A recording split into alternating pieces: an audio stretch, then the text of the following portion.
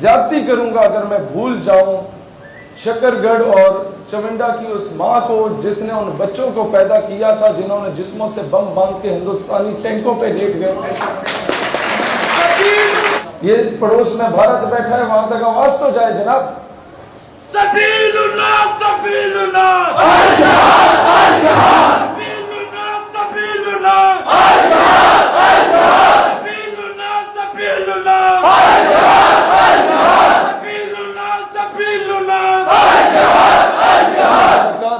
میرا ایک دوست ہے برطانیہ کا, وہ مجھے کہتا ہے کہ وہاں میں ایک سیکیورٹی کمپنی میں کام کرتا تھا, تو میرے ساتھ کچھ وہ جو انگریزوں میں کچھ کالے بھی ہوتے ہیں, بلیک امریکنز جنہیں کہا جاتا ہے, کچھ وہاں کے جو سیاہ فام ہوتے ہیں, تو وہ بھی سیکیورٹی گارڈ تھے. تو میرا کام تھا میٹ اینڈ گریٹ کرنے کا, کہ کوئی مہمان آتا میں اسے کہتا hello sir how are you, please go there یا کم ہیئر. ہوتا کیا, کہتا ہے کہ فلسطین پہ ظلم ہونا شروع ہو گیا, جارڈن میں ظلم ہونا شروع ہو گیا. تو وہ انٹرنیشنل نیوز تھی, تو بی بی سی پہ CNN پہ یہ خبریں چل رہی تھی. اب کہتا ہے کہ وہ سارے جو سیاہ فام انگریز تھے وہ اسرائیل کی حمایت کر رہے تھے, میں کر رہا تھا فلسطین کی حمایت. ہماری روزانہ کھانے پہ بحث ہوتی تھی, کیونکہ وہاں تو ہر ملک کا بندہ اکٹھا رہتا ہے. اب کہتا ہے کہ اتنے میں ہماری جو سیکیورٹی کی کمپنی تھی اس کا اونر گورنمنٹ کا بھی ایک ملازم ٹائپ تھا, سینئر عہدیدار تھا. تو اسرائیل کا فورن منسٹر نے آنا تھا اس کا وزٹ کرنے. تو میرا کیا کام تھا, میرا کام یہی تھا کہ meet and greet sir how you fine, اور ادھر آئیں ٹی سی چاپلوسی. کہتا ہے اتنے میں جب یہ اناؤنس ہوا کہ مسٹر فلاں, جو کہ پاکستانی جس دوست کی میں بات کر رہا ہوں, آپ نے اسے ریسیو کرنا ہے. اس نے کہا okay sir I will receive ہم, میری نوکری ہے, میری ڈیوٹی ہے. کہتے ہیں اتنے میں وہ آ گئے سارے جو میرے ساتھ بحث کرتے. کہتے ہیں اچھا جی آج وہ آ رہے ہیں تو آج سلوٹ کرو گے, وقت سلام کرو گے, وہ ٹی سی چاپلوسی کرو گے. کہتے ہیں بس اس کا یہ کہنا تھا کہ میں نے کہا نو آئی ول سلیپ ہم, میں نے چڑھ مار دیں گا. کہتا ہوا کیا کہ وہ ادھر سے بھاگا, مینیجر کو بلایا. مینیجر نے کہا کہ کیا ہوا. وہ انگریز کہتا ہے کہ مینیجر صاحب I swear to Allah, I swear to God that he said that I will slap him. میں قسم کھاندہ اللہ دی اس آخیا بھی میں تھپڑ مار دیاں گا. تو اس نے جواب دیا you don't need to swear to Allah, تمہیں قسم کھانے کی ضرورت نہیں ہے, میں کہتا ہوں ہاں میں ماروں گا تھپڑ. کہتا ہے مینیجر کی ہوائیاں اڑی, اس نے پکڑا لے گیا, مجھے کمرے میں بند کیا, اپنے باہر سے تالا لگایا. اس کے اوپر بھی ایک کیمرہ لگا ہوا تھا اور سامنے وہ ٹی وی پڑا ہوا تھا جس میں باقی کیمراز آ رہے تھے. کہتا اب میں کچھ کر تو سکتا نہیں تھا, کمرہ خالی تھا, ایویں میں ہاتھ پاؤں میرے باندھے ہوئے تھے, تو میں اس ٹی وی کی طرف ہی دیکھ رہا تھا کہ جس میں سارے ریزلٹس آ رہے تھے. کہتا ہے اتنے میں مینیجر بھاگے بھاگے اوپر سے کیمرہ دیکھ کے آتے, ڈونٹ لک دیر, اتھے نہ ویک, ٹی وی کی طرف کیوں دیکھ رہے ہو. کہتے ہیں اس کو یہ خوف ہو گیا تھا کہ کہیں میں ٹی وی سے نکل کے اسے تھپڑ نہ مار دوں. تم ذرا سے دلیر پڑو, دشمن کا خود ہی پیشاب نکلتا ہے.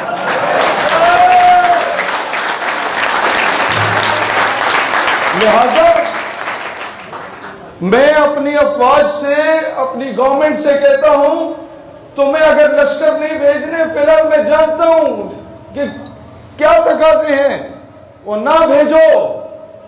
یہ جو اسٹاک پہ غوری میزائل بنایا ہوا ہے اس پہ کپڑا ہی مار دو نا تو آدھا کشمیر ایسے ہی واپس مل جانا ہے تمہیں.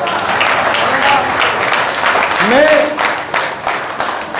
کٹن سیکٹر اور کرن سیکٹر میں گیا آزاد کشمیر میں, تو میرا اکثر میرے بڑا اللہ کی کرم نوازی ہے جو مجھے موٹیویشن ملتی ہے نا کہ بغیر سیکیورٹی کے ہم پھر رہے ہوتے ہیں. جب چاہے کسی وزیر اعظم کو سنا دی, جب صدر مملکت کو سنا دی, جب وہ الٹی سیدھی حرکت کرے, جب چاہے امریکہ سے پنگا لے لیا, جب چاہے جا کے ڈپلومیٹک انکلیو بند کر دیا, کوئی خوف ڈر ہی نہیں. تو اس کی ایک تو سب سے بڑی وجہ یہ ہے کہ میرے آقا میری بات بنائے رکھے ہیں صلی اللہ علیہ وسلم, اور بعد میں ایک وجہ یہ ہے کہ میرا ہر دوسرے تیسرے دن ان لوگوں سے ملنا ملانا ہوتا ہے جو کشمیر میں جہاد کر کے آئے, تو ان سے مجھے وہ موٹیویشن ملتی ہے. میں آپ کو ایک سچی بات بتاؤں, کوٹن اور کرن سیکٹر میں جب آزاد کشمیر وزٹ کیا، اکثر اس طرح کے وزٹ ہوتے ہیں، آپ نے خطاب کرنا ہوتا ہے، اکثر اس طرح کے وزٹ ہوتے ہیں کہ آپ ویسے جاتے ہیں، ذرا حالات کا جائزہ لے کے آتے ہیں. تو مجھے وہاں پر جو لوکلز ہیں وہ یہ کہہ رہے تھے کہ جب یہاں پر برف جمتی ہے اور ہمارے مجاہدین بارڈر کراس کیا کرتے تھے ماضی میں. مجھے کمانڈر الیاس کاشمیری کا، آپ میں سے کوئی جانتے ہیں انہیں؟ الیاس کاشمیری شہید. میں اب کیا کیا رونا رہوں کہ ہم لوگوں نے اپنوں کے ساتھ کیا کیا ظلم کیا. خیر، ان کے ایک بڑے قریبی ساتھی مجھے ملے، کہتے ہیں کہ جب ہم لوگ بارڈر کراس کر کے جاتے تھے نا، اب یہ میں فوج کی بات نہیں کر رہا، فوج تو ٹرینڈ ہے، وہ تو دنیا کی بہترین آرمی ہے، صرف ان مجاہد کی جنہیں چند مہینوں کی ٹریننگ ملی، سول ٹریننگ ملی، اور وہ خود سے ہی انہوں نے ٹریننگ کی. کہتا ہم جب بارڈر کراس کر کے جاتے تھے تو وہ بنیا ہمیں یہ کہتا تھا، ہندوستانی پوسٹ پہ جو کھڑا ہوتا تھا، کہ بھگوان کا واسطہ ہے ہماری پوسٹ کو چھوڑ دو، ہم تمہیں کچھ نہیں کہیں گے، آگے جاؤ، آگے مارو، ہونے مارو. لہذا آپ ذرا سے دلیر ہونا، دشمن خود ہی بزدل ہو جاتا ہے. یہ قدرت کا قانون ہے. اور یہ بات غلط ہے جو ہمیں آ کے بتایا جا رہا ہوتا ہے کہ اسلام کہتا ہے کوئی ایک گال پہ تھپڑ مارے تم دوسری گال آگے کر دو. نہیں نہیں نہیں، اسلام کہتا ہے قرآن کا قانون ہے، خون کا بدلہ خون ہے، کوئی ایک لگائے رکھ کے دو چپاٹ مارو. آپ کیوں جھک رہے ہو کفر کے آگے؟ جہاں یہ امن کا درس دیتا ہے وہاں پر کبھی اسلام نے یہ نہیں کہا کہ مسلمان ماں بہن بیٹی کی عزت کو پامال کیا جا رہا ہو اور تم چوڑیاں پہن کے بیٹھ جاؤ. اسلام تو پورے پورے لشکر روانہ کر دیتا ہے سندھ محمد بن قاسم کی صورت میں. اسلام تو وہ دین ہے کہ جب غیر مسلموں نے خط لکھا طارق بن زیاد کو کہ ہمارے ساتھ ظلم ہو رہا ہے، مسلمانوں نے نہیں لکھا، غیر مسلموں نے لکھا. طارق بن زیاد اپنی فوجیں لے کے چلا گیا، کشتیوں کے ذریعے، سمندر کا رستہ تھا. اب جب دشمن کا لشکر دیکھا تو 10 گنا بڑا تھا. ہوا کیا کہ طارق بن زیاد نے جب دشمن کا لشکر دیکھا 10 گنا بڑا، اب میں آپ کو بتا رہا ہوں ایک سپہ سالار، چیف آف آرمی اسٹاف یا ایک کور کمانڈر کو کیسا ہونا چاہیے.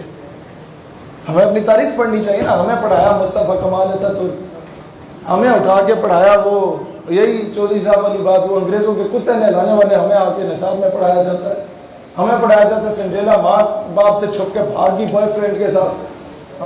طارق بن زیاد کے سامنے جو لشکر تھا دشمن فوجوں کا وہ کوئی 10 گنا بڑا تھا. تو طارق بن زیاد نے اپنی فوج سے مشورہ کیا کہ کیا کیجیے. انہیں موٹیویٹ کیا، انہیں بشارت ہوئی. اب کور کمانڈر کیا کرتا ہے؟ کور کمانڈر طارق بن زیاد واپس جانے کا جو رستہ ہے وہ کشتیوں کا رستہ ہوتا ہے. وہ کشتیوں کو آگ لگا دیتا ہے اور کہتا ہے یا میں غازی ہوں گا یا میں شہید ہوں گا. یہ ہیں آپ کے اکابرین.